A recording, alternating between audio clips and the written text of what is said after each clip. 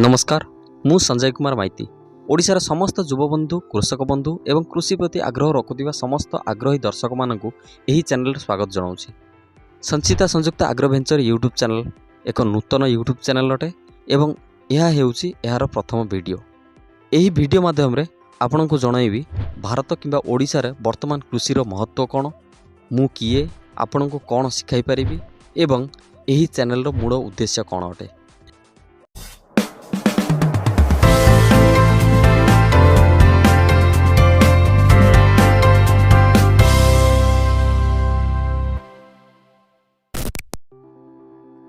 प्राचीन सभ्यतार कृषि आदृत हो किंतु वर्तमान केवल ओडिशा किंबा भारत नुहे बरं सारा विश्व में खाद्य उत्पादन और रप्तानी प्रति आग्रह बढ़ी चलछि एवं सरकार मध्य कृषि क्षेत्र को सुदृढ़ करने विभिन्न योजना आणुचंती।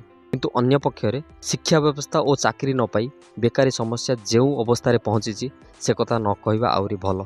कारण गोटे 10,000 टंकार दरमार पियन किंबा झाड़ूदार चाकरी पाई पीजी पीएचडी करथिबा पिला माने लक्ष लक्ष परिमाण में निज निज भितर संघर्ष करुँचे भी चाकरी न पाई गाँव में थिबा चाष जमी को छाड़ी अन्य राज्य को जाई 10 ରୁ 15,000 टंकार दादन श्रमिक भाव खटुचंती। तेणु यही यूट्यूब चैनल माध्यम रे सही युवगोष्ठी को कृषि प्रति नूतन दिग्दर्शन देवा निमंते यही चैनल टीर प्रयास रहिबो। यही यूट्यूब चैनल माध्यम रे केउ विषय रे वीडियो आसीबो से विषय जानिबा पूर्वरु मु किए एवं मोर ये सब विषय रे अभिज्ञता कौन से विषय जानिबा आवश्यक अछि। मु निजे जड़े कृषक परिवार पिला भितरकनिका भली एक उपांत अंचल मो घर कॉलेज रे पाठ पढ़िबा परे अन्य राज्य रे चाकरी करथिले किंतु कृषि क्षेत्र रे थिबा महत्व को अनुध्यान करी चाकरी छाड़ी गाँव रे विभिन्न प्रकार पनीपरिबा माछ चाष करी भल रोजगार करबा सह आम अंचल रे अन्य चाषी मानकु आगो को नेबा पई एग्रीकल्चर हॉर्टिकल्चर डिपार्टमेंट एवं विभिन्न एनजीओ संस्था मानक सह जड़ित होई एही अंचल रे चाषी मानकु ट्रेनिंग देवा सहित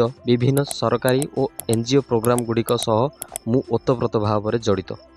तेणु मु यही चैनल माध्यम जो विषय रे आलोचना बा इनफॉरमेशन देवी सेगुड़िक है वेजिटेबल फार्मिंग। एथिरे रहिबो विभिन्न प्रकार पनीपरिबा चाष जथा बैगण भेंडी जह्नी कलरा इत्यादि एगुड़िकर केमिति सॉइल प्रिपरेशन बा मूर्तिका प्रस्तुति सीड सिलेक्शन प्लांटेशन बा चारा रोपण रोगपोक नियंत्रण मेडिसिन यूसेज बा औषध व्यवहार एवं उत्पादन ठारू आरंभ करी विक्रय पर्यंत समस्त तथ्य। द्वितीय रे माछ चाष विशेष करी भेनामी चिंगुड़ी चाष यार पोखरी प्रस्तुति पानी प्रस्तुति seed selection feeding technique medicine usage एवं अप टू हार्वेस्ट और बाजार दर पर्यंत समस्त तथ्य पाई परिबे।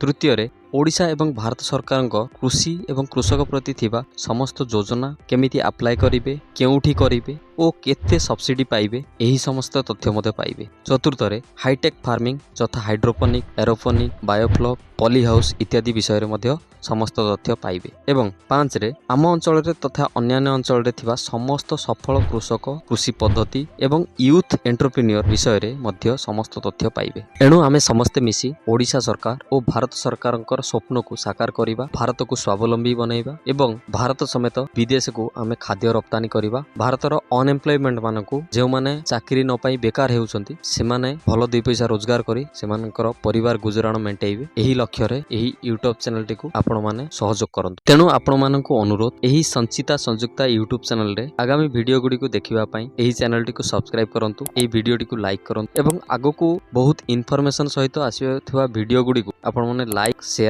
करिवे एवं आपणक बंधु बांधव सह परिवार मानकु एही चैनल टी को रेफर करिवे।